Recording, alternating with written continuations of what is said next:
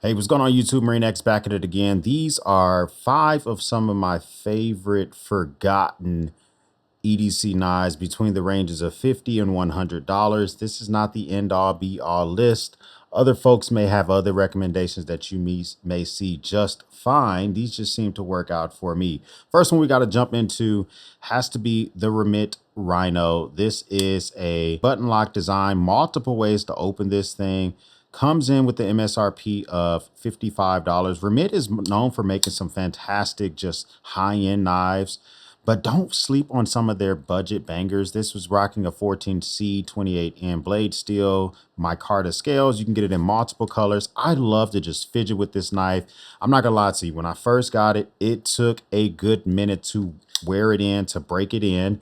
It doesn't just come out ready to rock and roll, but playing with it, carrying this thing for months on end, it just ended up working out well for me. I love the fact that it's not hard to sharpen. I love the button lock on it. I love the multiple ways to open it. It's easy to spotty flick. You can just play with it. You can do whatever you see fit with it. Once you break this thing in, the $55 you spend on this will be well worth it. And I will say that for some reason, this always has a coupon that brings it well below $50, which makes it even worth it right now. Like right now, you can get this thing for about 43 bucks on Amazon. And I think that's a great deal as well to get something this well suited.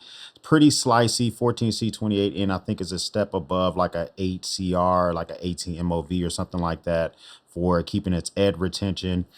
But I like this a lot. And if you want to get yourself something that's a little bit better than a gas station knife, I 100% can recommend this. It has liners in it, has a backspacer, great blade steel, fun to fidget with, looks good, get it in multiple colors. Easy recommendation.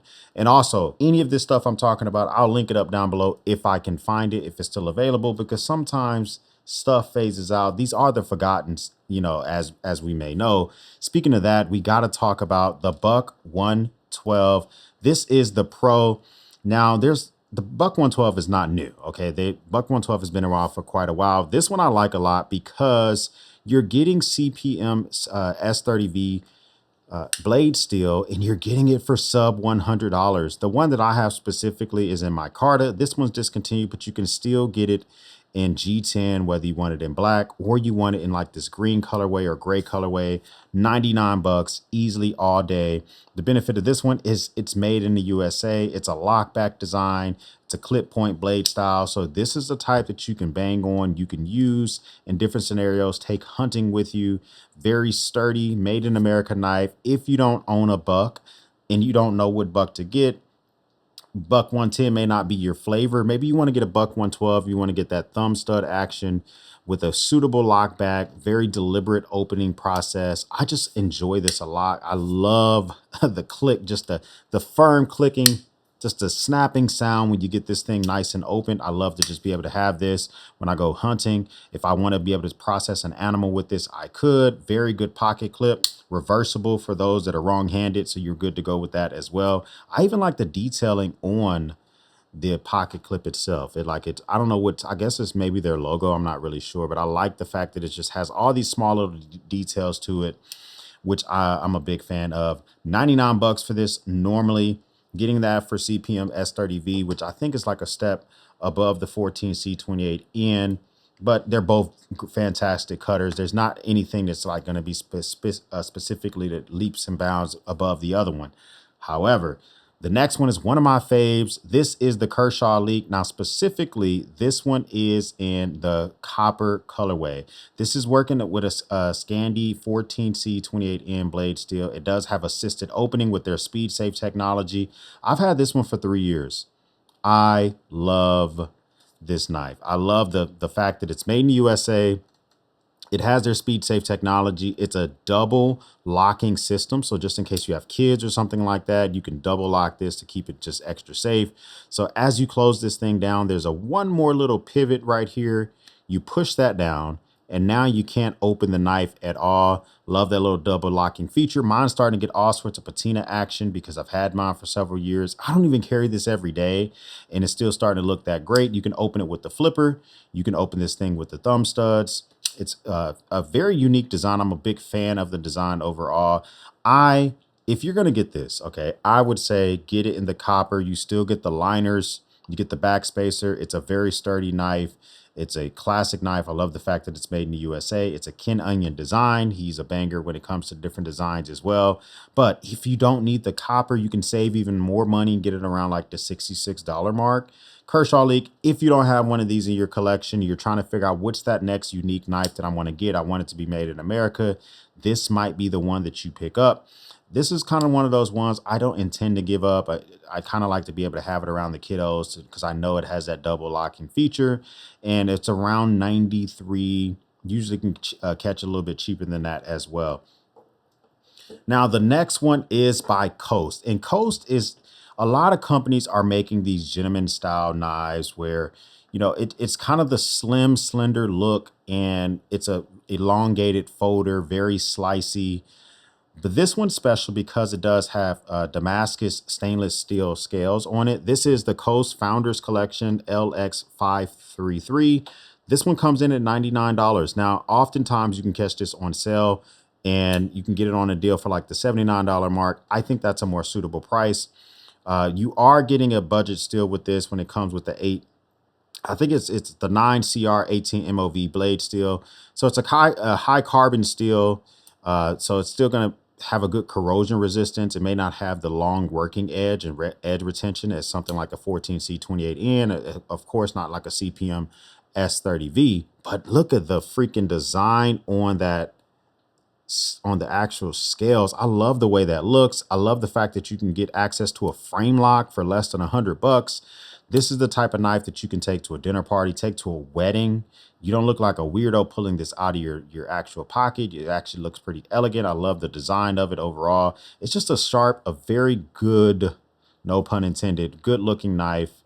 Coast came through with a unique design. If you don't need the Damascus steel scales, you can get it for like sub $50 normally. This thing's normally around $50 if you don't need that extra design flavor. But for me personally, if you don't own a gentleman style knife, a CEO style knife, I think that this is a great addition to take a consideration for. A lot of other companies are making these types, whether it be Civivi, CRKT. But when it comes with this little extra flavor, I don't think you need to go above and beyond with the blade steel, because this is not a knife that you normally EDC every single day, because you're not going to be whomping on the back of this thing with a log. You can't use it to pry. Well, you shouldn't use any of your knives to pry, but you're definitely not going to use this one to pry. This is just one of those elegant knives that kind of works well with an EDC, works well with a specific watch that you may want to wear, but you still want to carry a knife with you. And I think that that's a reasonable way to get into it. If you like this video, hit the like button. I would love that. Help get me in the algorithm. Let me know you'd like this type of content. Now, the last one. Kubi's always been like this. One of the Chinese makers like Kaiser, Civivi, Wii, that kind of just always puts out different bangers that are very interesting. Now, you can come in with the Kubi Vagrant. This is a liner lock. This has a bead blasted 3.2 inch M390 blade steel knife. Taking a look at the profile overall, it's a sheep's foot, and the actual blade itself is very durable. If you don't own a sheep foot blade and you're just trying to figure out like what's going to be the sheep foot that I buy, what's going to be the knife that I own, I like this one a lot. Now, you have to work it in. I owned this initially in autumn. Now, I also have it in micarta. I like to tan micarta. Of course, the more you carry it, the more it's going to begin to patina. I like that fact that the hardware is a different color. You can get this in multiple colors. It's using Bowler M390 blade steel, getting a hardness of like 60 to 62, which is pretty good. You're getting this for $93. I think that that is a pretty good steal of a deal overall. This knife overall is going to be a little bit more than 7 inches. I like the fact it has a thumb hole. I like the fact that you can reverse hook this thing. You can open it from the front, you can open it from the back. So just an interesting knife to have. It has thought to it. That's the thing I like about this the most. It just kind of has like this sound, like I don't know how to describe it, but it's just like when you open it, when you use this thing, it's for sure that you just deployed your knife. You do have the liners inside of there as well, like the back spacer. I love the pocket clip is matching the hardware as well. This is a good looking knife. It doesn't get talked about very often. I think that Kubi came through with a banger when it came through with the Vagrant. And you can get this in like, lower integrations as well if you don't need the M390. But if you're going to get this model, I think the M390 is the way to go. It's a popular knife for them. That's why they've made it in so many different variants. It's about $94 depending on where you pick it up at. But if I had to just choose one, like if all these knives are presented to me like X, what's a knife between 50, 100 bucks that you have to kind of rely on? It's hard because for me personally, neither one of these two are made in America, but these are like some of my favorite for fidgeting purposes. It would be between the Remit Rhino and the Kubi Vagrant. And it's hard because I know I want to root for the home team. Okay. I really do. But if it's really locked into like which one it's going to be for overall, I think personally, I'm going to go with the Kubi Vagrant. I like the M390 blade steel. I like the working edge that you're going to retain on there. The sheep's foot is a unique slicer if you need to slice repetitive over and over again. I like the fact that this one specifically doesn't have a thumb stud, so that's not going to get in your way if you're doing repeated cuts. And I like the micarta, although they both have micarta. The micarta just seems to be a little bit better quality on the Vagrant versus this Remit.